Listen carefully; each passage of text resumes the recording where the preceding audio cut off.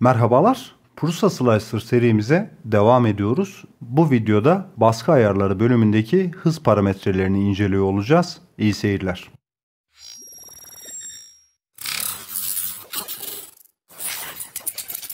Prusa Slicer'ı açtım. Hemen en baştan şuraya kutuyu da alalım. Biraz da büyüttükten sonra baskı ayarları kısmına geldim. Hız değerlerine geldiğim zaman şu bölümlerden çok fazla bahsetmeyeceğim. Çünkü buradaki parametrelerin ne işe yaradıklarını anlatmak daha mantıklı geliyor bana. Çünkü ne işe yarayacakları burada yanlarında yazıyor. Zaten önceki videolarımızda işte dolgu, katman ve duvarları incelerken buradaki küçük duvarların, dış duvarların ne anlama geldiğini zaten bahsetmiştik. Bu sebepten dolayı şu parametre şurayı değiştiriyor yerine buradaki parametrelerde bakın yüzde olarak girebildiğimiz yerler var ya da sabit değer olarak girebildiğimiz noktalar var. Bunlara daha çok eğilmek istiyorum. Çünkü bizim işimizi ilgilendiren kısımlar bunlar olacak. Burada duvarlar kısmında bir parametre belirtmem gerekiyor benim. Yani 30 mm saniye belirtmişim ben burada. Bunun ne işe yaradığı ve alttaki parametreleri nasıl etkilediği kısmına. Duvarları 30 mm saniye olarak ayarladık. Dış duvarı da %85 olarak ayarlamışız. Bu nasıl çalışıyor? Şuraya dikkat edin bakın. Milimetre saniye olarak belirttiğimiz şu bölüm alt tarafa indiğimizde milimetre saniye veya yüzde olarak belirtiliyor. Eğer şu milimetre saniye olarak belirttiğimiz duvar hızının hemen altında yüzde olarak belirtiliyorsa buradaki yazdığımız yüzde şuradaki sabit girdiğimiz değerin yüzdesi olacak. Bunu unutmayın. Bakın şurada da milimetre saniye ile başlıyor. Altında milimetre saniye veya yüzde olarak değer istiyor. Burada vermiş olduğumuz yüzde değerini de bir üstündeki dolgudan alıyor. Yani dolgunun hızını belirtiyoruz. Onunla ilgili olan kısım katı dolgu, üst katı dolgu, alt katı dolgu gibi kısımları da buradan yüzde olarak alıyor. Şimdi buraya geldiğimiz zaman şöyle bir bilgi de paylaşayım size. Biz burada 30 milimetre saniye olarak belirtiyoruz. Fakat G-koda dönüştürülürken bu hızlar milimetre bölü dakikaya çevrilerek yazılıyor. Bizim yazıcılarımız aslında milimetre bölü saniye olarak okumuyor bu değerleri. Milimetre bölü dakika olarak okuyor. Haliyle bizim buradaki yazdığımız değer de milimetre bölü dakika olarak işleniyor. Şimdi buradaki değerler bu şekilde yazılı. Ütüleme ve destek ara bağlantısı deaktif gözüküyor. Ütülemeyi aktif ettiğimizde buradaki hız da aktif hale gelecek. Tabloya geldim. Dilimle dedim. Bakın G-kodu oluşturdu. Şu katmana indirdim. Yaklaştırdım. Şuradan en başına aldım. Bakın şimdi şu katmanı yazmaya başlayacak. Şuradan takım işaretleyiciyi de kapattım. Tekrar şuraya geldim. İlk başlangıç olarak benim yazılımda seçmiş olduğum neydi? Önce iç duvarı yazsın, daha sonra dış duvarı. Şuradan gelip özellikler bölümünü hız olarak değiştirirsem ve yine aynı yere getirirsem iç duvarı kırmızı olarak gösterdiğini burada görebilirim. Şu anda şuradaki skalaya göre denk gelen renk kırmızı. Peki kırmızı neye denk geliyor? 30 mm bölü saniyeye. Bu değeri nereden alıyor? İşte benim buradaki baskı ayarlarında duvarlar kısmındaki verdiğim şu değerden alıyor. Şimdi burada şundan da bahsedeyim. Baskınızı hızlandırmanın en güzel yollarından biri önce iç duvarı ve dolguyu yazdırmak. Dolgular çok fazla vakit alır. Dolguları hızlandırmak baskı sürelerini ciddi manada etkiler. Burada iç duvarları da yükseltirseniz eğer bozulmalar iç tarafta kalacağı için tabi modelden modele göre de değişecek bu. Her modelde aynı hızları kullanamıyoruz maalesef. Küçük modellerde katman yüksekliğini düşürdüğümüz, daha pürüzsüz görünmesini istediğimiz modellerde haliyle hızları da düşürmek durumunda kalıyoruz. O yüzden buralara dikkat ederek devam etmemiz gerekiyor. İç duvar hızımızı buradan alıyor. Peki dış duvar için ne dedik biz? %85'i. Tekrar tabloya döndüm. Bakın şurada iç duvarın hızının G1 F1800 yazdığını görüyorum. 1800 neye tekamül ediyor? Ben 30 mm bölü saniye verdim ama burada F1800 değerini görüyorum. Hemen hesap makinemizi açıyoruz. 30 mm bölü saniye çarpı 60 dediğimde 1800 mm bölü dakika değerini görebiliyorum. Bu 1800 buradan geliyor. Yani ben orada milimetre bölü saniye desem bile makine bunu milimetre bölü dakika olarak işleyecek. Dış duvarın yazılışına bakalım. Bakın o da turuncu gözüküyor. İlk çizgisini burada attı. Bu arada şunu da söyleyeyim. Bakın mouse'u buraya getirip tekerleği geriye çekersem geriye doğru gidecek. İleriye doğru iteklersem artık bir sonraki kod satırına doğru ilerleyecektir. Burada hız parametresini 1530 olarak görüyorum. Hemen bunu da hesap hesaplayalım. İlk önce 1530 milimetre dakikayı bir milimetre bölü saniyeye çevirelim. 1530 bölü 60 dediğimde 25,5 değerini görüyorum. Peki 25,5 milimetre bölü saniye nereden geldi? Ben duvarları 30 milimetre bölü saniye hızla yazmasını istemiştim. Fakat dış duvarların yazım tarafına da %85 olarak uygula demiştim. O zaman 30 çarpı 60 diyeceğim. 30 milimetre saniyenin 1800 milimetre bölü dakika olduğunu buldum. Çarpı 0,85 dedim. 1530 milimetre dakika oldu. Şimdi 1530 milimetre dakikaya çevirdi ve burada da yazdı zaten. Ben orada %85 hızla yazmasını istediğim için. Devam edelim. Duvarı tamamladı ve hızı 1800 milimetre bölü dakikaya çekip dolguyu yapmaya başladı artık. Şöyle yaparsam dolgunun yapılmaya başladığını görebilirsiniz. Hız parametrelerini bu şekilde kullanıyoruz.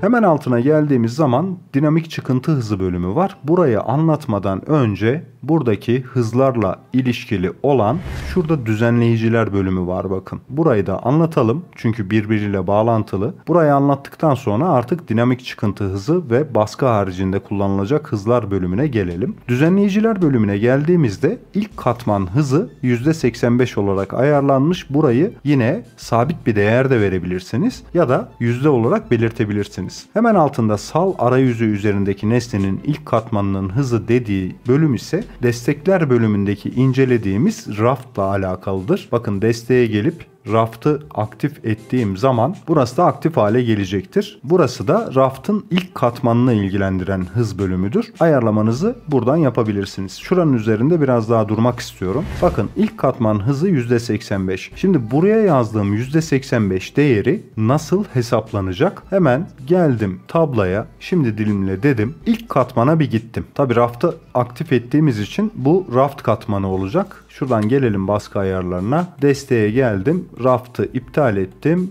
Şimdi dilimle dedim. En alt katmana geldim. Şimdi şuraya geldiğim zaman şöyle biraz ilerleyelim. Kenarı yazsın. Kenarı yazdıktan sonra iç duvar, dış duvarı yazdı. Bakın dış duvar sarı renkte gözüküyor. Şöyle yaklaşalım bir. Şuraya geldim. Mouse'un tekerleğini bir geriye çektim. Şu araya yazdığı dış duvar olacak. Dış duvar sarı gözüküyor. Sarı 20 ya da 22 milimetre ya da bunların arasında. Hemen hızına bakalım. Neymiş? 1300,5 milimetre bölü dakika. Peki bu hız nereden geliyor? Nasıl geliyor? Hızlara geldim tekrar. Burada bakın duvar hızını 30 milimetre bölü saniye yazmıştık. Bu 1800 milimetre bölü dakikaya tekamül ediyordu.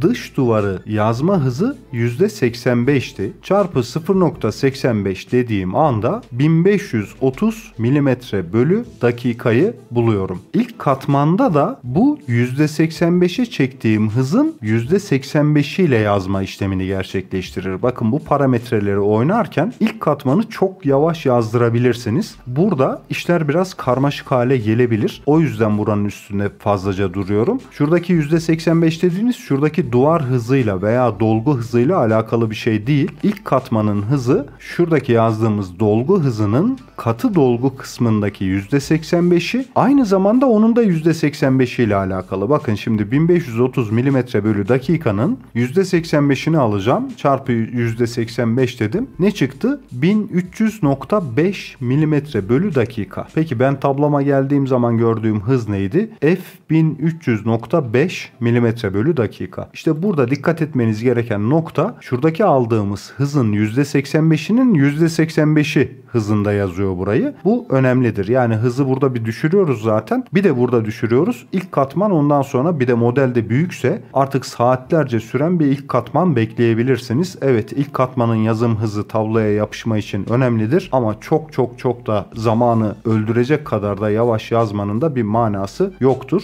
Dediğim gibi bu parametreler yine yazıcınızla ilgili yazıcınıza uyumlu olarak değiştirilmesi gereken parametrelerdir. Bunları deneme yanılma yoluyla bulmanız gerekiyor. Geldik dinamik çıkıntı hızına. Şimdi burası köprülerle alakalı değişken hız parametrelerini oluşturduğumuz yer. Burada modelle köprü arasındaki çakışmanın yüzde olarak ifadeleri var. Bunlar sabit, burayı değiştiremiyoruz. %0 çakışmada köprü hızı 15 mm/saniye olsun. %25 çakışmada da işte burayı yazıcımıza göre 25 mm/saniye yaptık. %50'de 20 mm veya %75'te de şu olsun diyebildiğimiz bölüm. Buradan da köprüyü daha düzgün hale getirmek için bu hız parametrelerini değiştirebilirsiniz. Yine deneyip buradaki parametreleri gözlemleyip yerine oturtacağınız bir bölüm. Boşta ilerleme dediğimiz kısım yazıcımızın baskı haricindeki ekstruderini bir yerden bir yere taşırken ki geleceği maksimum hız. Ben burada 60 mm/saniye yazmışım. Şimdi burası örneğin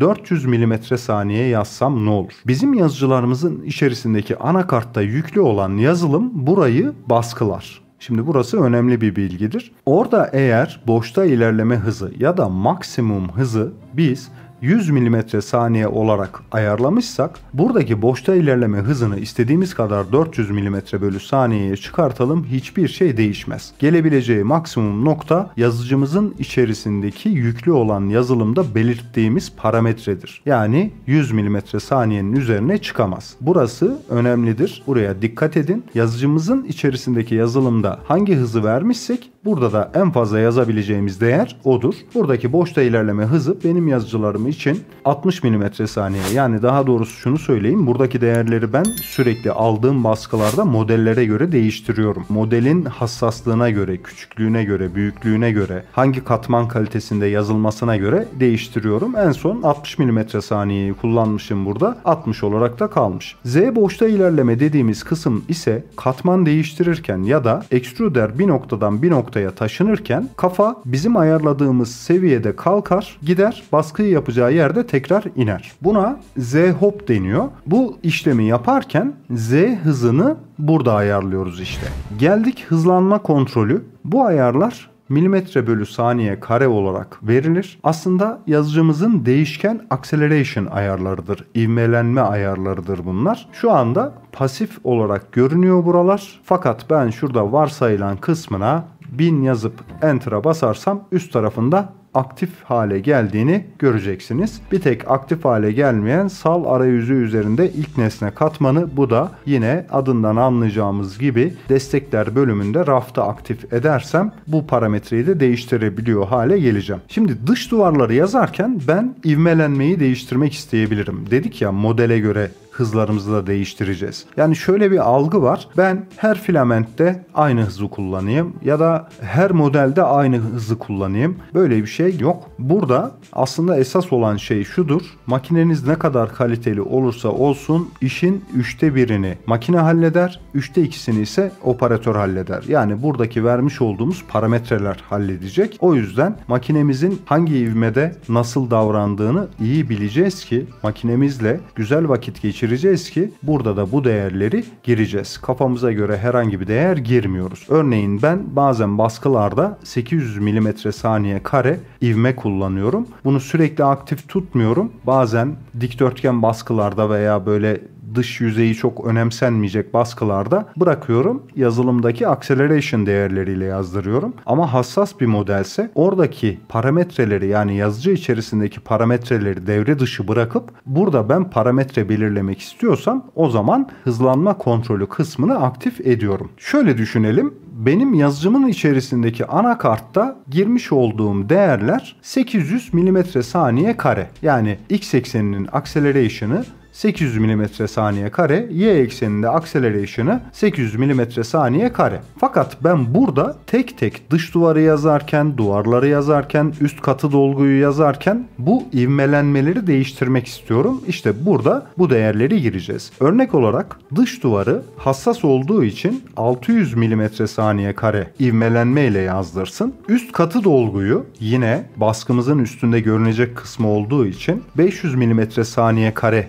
ivmelenme ivmelenmeyle yazdırsın. Dolguyu hızlı yazdırsın. Burada ivmelenmesi yani içeride kalacağı için kusurlar çok önemli değil dedim. 1200 milimetre saniye kare ivmelenmede yazdırsın diyebilirim. Burada bu değerleri girip diğerlerini boş bırakabilirim. Peki bu ne yapıyor? G-koda nasıl yansıyor? Şimdi dış duvara biz 600 milimetre saniye kare değerini girdik. Tabloya geldim. Şimdi dilimle dedim. Şuradan modelimizi biraz yükseltelim. En başa geldim. Dış duvarı yazdığı zamana gelelim. Evet, şurada başladı. Şöyle biraz küçülteyim. Bir üstünde başlamış. Şurayı aldım. Şöyle geldiğim zaman bakın şurada bir M204S1000 parametresi görüyorum. Bunun biraz daha yukarısına, yani şunu ilk çizgisini attığı zamana gelirsek, şurada ilk çizgiyi bakın, şurada küçük bir tane ilk çizgiyi attı. Bunun hemen üstünde de M204S600 parametresini görüyoruz. Şimdi yazıcılarımız G ve M kodlarıyla yönetiliyor. Aslında ben orada 600 milimetre saniye kare parametresini girdiğimde yazıcının bunu anlayabilmesi için bir M kodunun gönderilmesi gerekiyor. Ya da G kodlarının gönderilmesi gerekiyor.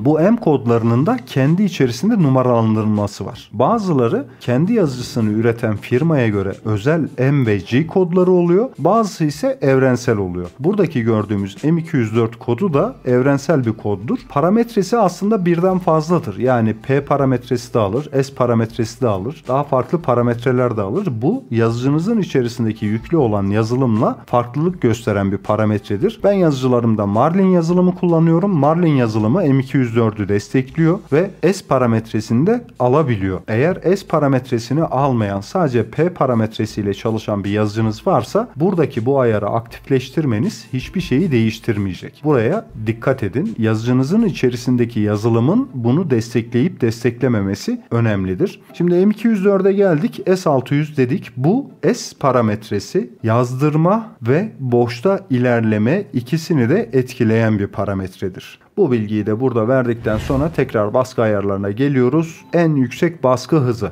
Bakın burada 30 milimetre saniye. En son yazdırdığım hız olarak girmişim. Bu 30 milimetre saniye hız bizim yazıcımızın maksimum olarak çıkabileceği hızdır. Yine içerisindeki yazılımla burası devre dışı kalabilir. Ben burayı 400 milimetre saniye yazmam. Hiçbir şey değiştirmeyebilir. Yazıcımın içerisindeki EEPROM ayarlarında ya da yüklü olan yazılımda bu parametre 200 milimetre bölü saniye ise benim buraya 400 milimetre bölü saniye yazmam. Oradaki parametreyi değiştirmeyecek. Orada limitlenecektir. Bunu da bilerek buraya yazın. Bir de yazıcınızın maksimum çıkabileceği hızı bilerek bu değerleri verin. Çünkü haddinden fazla hızlanmaya götürürseniz yazıcınıza zarar da verebilirsiniz. Burası önemli. Burayı bilelim. En yüksek hacimsel hız dediğimiz kısım extruder'i ilgilendiren bir parametredir. Şimdi extruderler yazıcının en hantal bölümleridir. X ve Y ekseni 400 milimetre saniyeye çıkabilirken extruderimiz bu hıza çıkamayabilir. Çünkü orada filamanı eritmesi gerekiyor, bunu iteklemesi gerekiyor, geri çekmesi.